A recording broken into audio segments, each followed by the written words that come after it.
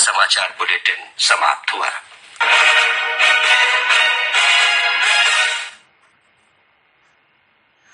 Medium wave 262.47 metre यानी 1143 kilo hertz पर हम आकाशवाणी के रोहतक केंद्र से बोल रहे हैं। समय है कार्यक्रम विविधा का, जिसमें आज आपको सुनवाने जा रहे हैं वार्ता। विषय है डिजिटल इंडिया की तरफ बढ़ते कदम और वार्ताकार हैं डॉक्टर सुरेंद्र कुमार नागिया। श्रोताओं, आज हम डिजिटल इंडिया की बात करेंगे और डॉक्टर सुरेंद्र कुमार नागिया हमारे साथ हैं। आप एसोसिएट प्रोफेसर हैं कॉमर्स के, Pandit Chiranji Lal Sharma government PG college Karnal से। तो डॉक्टर साहब, स्वागत है स्टूडियो में। डिजिटल बहुत सुनने में आता है और अक्सर आजकल हम खासकर हमारी जो केंद्र सरकार की योजनाएं हैं, डिजिटल भारत बनाने की जो एक सपना है उसको साकार करना चाहते हैं। तो बेसिकली ये डिजिटल है क्या, पहले तो हम ये समझ लें। देखिए, हमारे भारतवर्ष में जैसे प्रधानमंत्री हमारे मोदी जी हैं, इन्होंने इस प्रोग्राम की शुरुआत जुलाई 2015 से की थी। उनका एक ही उद्देश्य था कि हम भारत में एक ऐसा साक्षरता अभियान चलाएं जिसमें हर व्यक्ति को वो सभी सुविधाएं मिल सके घर बैठे, और अपने किसी भी पोर्टल पर जाकर के कागजों से बाहर निकलना है। मतलब जी मेन उद्देश्य इसका क्या है कि हमें पेपरलेस काम करना है और सारी सुविधाओं को उस आम व्यक्ति तक पहुंचाना है जो गांव में रहता है, मजदूर वर्ग है, किसान वर्ग है, कोई भी है। उनको इन मोबाइल एप्स या पोर्टल के माध्यम से सभी सेवाओं को इस डिजिटल इंडिया प्रोग्राम के तहत उन सेवाओं को प्रदान करना मुख्य उद्देश्य है। जी। और इसके तहत बात की जा रही है कि transformation for tomorrow digital India. वास्तव में एक ये युग परिवर्तन है। युग परिवर्तन का मतलब ये है कि हम युगों में जीते हैं, जैसे त्रेता युग, द्वापर, और लोग कहते हैं कि कलयुग। इसके बाद जो है ये हमारा कलयुग का मतलब है डिजिटल। अगर आपने देखा हो कल पुर्जे, कल का मतलब कल पुर्जों का युग, तो ये हमारा डिजिटल युग है। इससे हमें डरना नहीं है। लोग समझते हैं कलयुग आ गया और हमें तो ये खा जाएगा, ऐसा कुछ नहीं है। ये तो बहुत पहले रचना हो चुकी है कि हमारा डिजिटल युग आएगा, हमारे हाथों में मशीनरी होगी और उसी मशीनरी के तहत हम सारे अपने कार्य करेंगे। तो ये एक नई शुरुआत है जिसमें हम किसी भी एज ग्रुप में, चाहे हम बचपन में है, चाहे यूथ है हमारा, चाहे बुजुर्ग है, उन सबको इस टेक्नोलॉजी का ज्ञान जरूर होना चाहिए। और जिन्हें नहीं है, हम उन्हें ये कहेंगे कि वो अनपढ़ है आज के समय में, चाहे वो ग्रेजुएट भी है, अगर उसको कंप्यूटर की नॉलेज नहीं है। जी नागिया जी, इसमें ये भी बहुत सारे सेगमेंट्स हैं जिसमें कि ई कॉमर्स की बात की जाती है। तो इसमें मैनुअल से सब कुछ इलेक्ट्रॉनिक ट्रांजैक्शन की बात की जा रही है। तो इसके बारे में थोड़ा सा बताएं।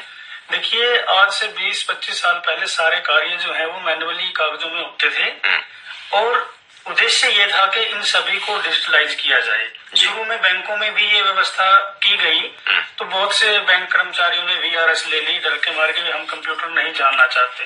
परंतु ये उस समय भी एक हमारी अच्छी सोच होनी चाहिए थी कि हमें वास्तव में डिजिटलाइजेशन का ही सहारा लेना है, जिसके कारण जो है वो मैनुअल से ट्रांजैक्शन जो है हमारी सारी आज डिजिटलाइजेशन हो गई है। बैंकिंग में सबसे पहले ये ट्रायल किया गया था, उसके बाद तो सारी, चाहे बिजनेस हो हमारा, चाहे दूसरी व्यवस्थाएं हैं, मार्केट हैं, उनको सबको डिजिटलाइजेशन किया गया है। जी, अब इसी में डॉक्टर साहब जैसे इंफॉर्मेशन कम्युनिकेशन और टेक्नोलॉजी की बात की जाती है, शॉर्ट में ICT बोलते हैं, तो सूचनाओं का जो आदान प्रदान है उसकी तकनीक में भी कुछ फर्क जो ये हमारे पास सिस्टम मोबाइल जिसको हम कहते हैं, जो आम आदमी के पास भी है, ये इसी टेक्नोलॉजी को ही ICT कहा गया है कि हम अपनी इंफॉर्मेशन कम्युनिकेशन और टेक्नोलॉजी का सहारा लेकर के हर कार्य को कंप्यूटराइज करें। अच्छा, और जैसे डिजिटल टेक्नोलॉजी की बात करते हैं क्योंकि खासतौर से एजुकेशन और करियर में,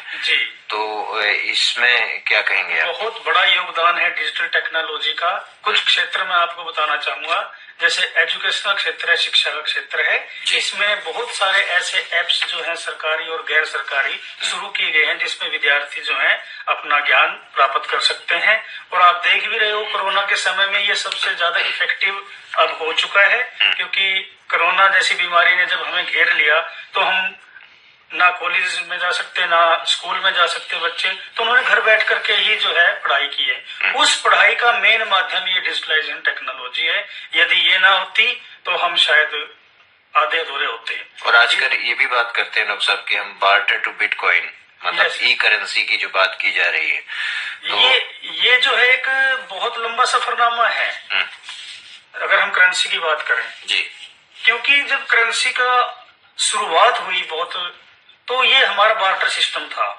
उस समय करेंसी का कोई यूज नहीं था, तो तब बार्टर सिस्टम में हम वस्तु देकर के दूसरी वस्तु का आदान प्रदान कर देते थे। वहां से सफरनामा स्टार्ट हुआ है। उसके बाद हमारी मुद्रा चेंज हुई, सोने की मुद्रा जो है चलाई गई। हमारे हिस्ट्री में भी आपने पढ़ा होगा। उसके बाद चांदी का मोहम्मद तुगलक थे, उन्होंने जो है इसका शुरुआत की, चांदी के सिक्के चलाए, उसके सिल्वर के चलाए, सारे ये सिस्टम फेल होते चले गए। उसका वजह एक ये थी मेन कि जैसे गोल्ड था, उसकी वास्तविक जो मूल्य था उसका वो बाजार मूल्य से ज्यादा था जी। तो लोगों ने वो सोने के सिक्के घरों में जो है पिघाल करके कह देंगे इसको हम, और बाजार में बेच दिए।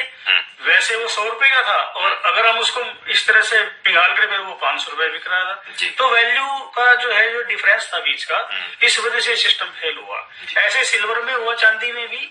फिर लेदर के चलाए। लेदर के तो आपको पता ही है कि कहीं अपने जहाँ भी है वो सड़ गए, या फिर कुत्ते वगैरह खा लेते थे कई बार। इस तरह की समस्याएं भी आई। तो सबसे इफेक्टिव जो रही वो उसमें पेपर मनी, जिसको हम कागजी मुद्रा कहते हैं, जो नोट चलाए गए। पर आप देख रहे हो नोटों में भी आजकल डुप्लीकेसी आ गई है। इस सिस्टम को भी फेल कर दिया है लोगों ने। तो इस सिस्टम से बचने के लिए जो है प्लास्टिक मनी आई, जिसको हम डेबिट कार्ड या क्रेडिट कार्ड, आप लोग जो ट्रांजैक्शन करते हैं आपके पास, सभी के पास होंगे debit card, gold card, silver card. तो ये व्यवस्था बनाई गई।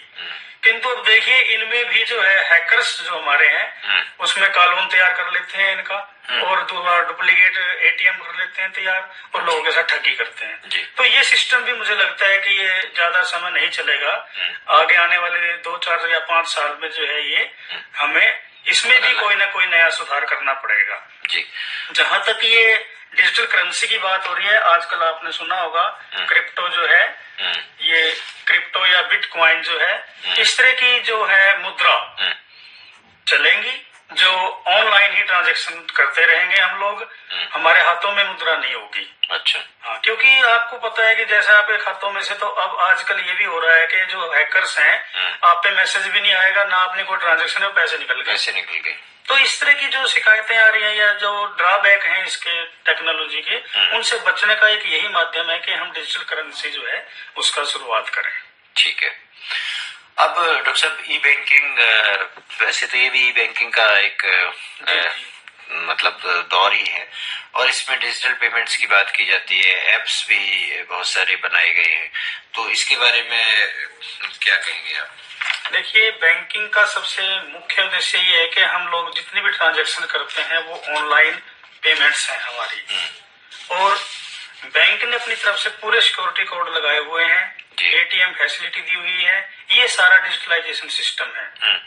फोन पे भी आप जो है अपनी पेमेंट कर सकते हैं, जो मोबाइल फोन है, मोबाइल बैंकिंग स्टार्ट की हुई है, इंटरनेट बैंकिंग है, ओपन वैलेट बनाए हुए हैं, पेटीएम है, फोन पे है, गूगल पे है, यूपीआई है, भीम, इस तरह के बहुत सारे एप्स जो हैं हमें दिए गए हैं, जिनके थ्रू हम अपनी ट्रांजैक्शन पैसे की एक व्यक्ति से दूसरे व्यक्ति तक कर सकते हैं। परंतु यहाँ पर बहुत अच्छी व्यवस्था है, सरकार ने, आरबीआई ने बहुत अच्छे जो है इसमें नियम बनाए हुए हैं कि आप जो है जब भी कोई पेमेंट करेंगे तो आप पे ओटीपी आएगा।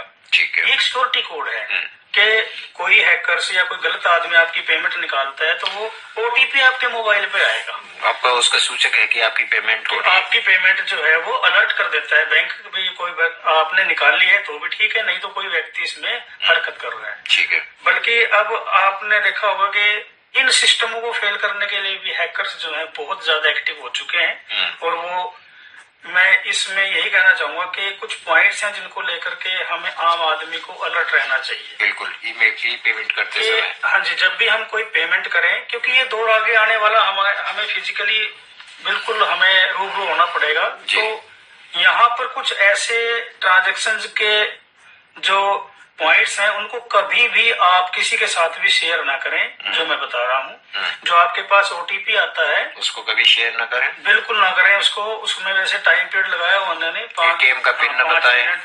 दूसरा एटीएम का पिन होता है, ये कभी भी चाहे अपने रिलेटिव है, घर के सदस्य हैं, उनको भी मत बताएं। पासवर्ड भी इनको मतलब मेरा यहाँ पर सुझाव ये है कि बदलते रहें, महीने 2 महीने में जो है अपने एटीएम पिन को चेंज कर लें। पासवर्ड को कभी भी शेयर ना करें किसी के साथ। आपकी चाहे ईमेल है, चाहे आपका कोई और अकाउंट है, उसका जो भी पासवर्ड है, योनो बैंकिंग है उसका पासवर्ड है, कभी किसी को शेयर ना करें। एक आपने देखा होगा एटीएम कार्ड, जो आपके पास एटीएम कार्ड है उसकी बैक में सीवीवी नंबर होता है। सीवीवी नंबर जी, 3 डिजिट, जो बहुत कम लोगों को पता है, परंतु ये ट्रांजैक्शन का बहुत बड़ा एक सोर्स है जी। जब भी हम कोई पेमेंट करते हैं तो उसमें सीवीवी नंबर मांगता है, वो भी हमें चेंज नहीं करना चाहिए। तो इसको भी हमें ध्यान में रखना चाहिए। बिल्कुल सर, इससे अलर्ट रहना चाहिए। और कुछ कॉल आती है, आपने देखा होगा आजकल फेक कॉल जी। भाई, कई बार तो रिलेटिव बन करके वो इस तरह से कॉल करते हैं, या फिर वो लॉटरी वगैरह निकाल करके आपकी लॉटरी निकल गई है, आप हमें ये पासवर्ड भेजें या हम आपके पास लिंक भेज रहे हैं। कभी भी इस तरह के लिंक जो फेक हैं उनको नहीं, हमें टच भी नहीं करना चाहिए, उनको डिलीट करते हैं जी। इसके अलावा कुछ और डॉक्टर साहब आप कहना चाहेंगे? देखिए, मैं यही कहना चाहूंगा कि इस युग में जो है हर क्षेत्र में जो है डिजिटलाइजेशन का प्रयोग हो रहा है। जैसे गवर्नमेंट की अगर हम एम्प्लॉयज की बात करें तो बहुत बड़ा एक ये हमारा गवर्नमेंट का सेक्टर है जिसमें लोग नौकरी पेशा लोग हैं, उनकी सभी की जो है सैलरी अकाउंट जो है वो डिजिटल किए गए हैं। उनकी एसीआर जो है उसको डिजिटल किया गया है। एसीआर कई बार आपने देखा होगा लाइफ टाइम एक ऐसा डॉक्यूमेंट्स है जो आपके पास रहता है, और रिटायर होने के बाद भी एसीआर कई बार आपको अपने डिपार्टमेंट को भेजनी होती है। तो सरकार ने बड़े अच्छे कदम उठाए हैं, एचआरएमएस पोर्टल बना करके ये सभी डॉक्यूमेंट्स जो हैं वो डिजिटलाइज किए जा रहे हैं। आपकी सर्विस बुक भी डिजिटलाइज हो जाएगी, आपकी पेंशन है, आपकी कोई प्रॉपर्टी है, ये सारे डिजिटलाइज किए जा रहे हैं। ऑनलाइन ट्रांसफर है, आप देख रहे हो आजकल किसी भी डिपार्टमेंट में अब वो मैनुअली नहीं है, इनका एक अलग से पोर्टल बनता है जिसके आधार पर ट्रांसफर की जाती है जी। तो डॉक्टर सुरेंद्र नागिया जी, बहुत बहुत शुक्रिया, आप स्टूडियो में आए और आपने विस्तार से चर्चा की इस विषय पर। हमें आशा है कि हमारे श्रोताओं के लिए काफी लाभदायक रहेगी। धन्यवाद।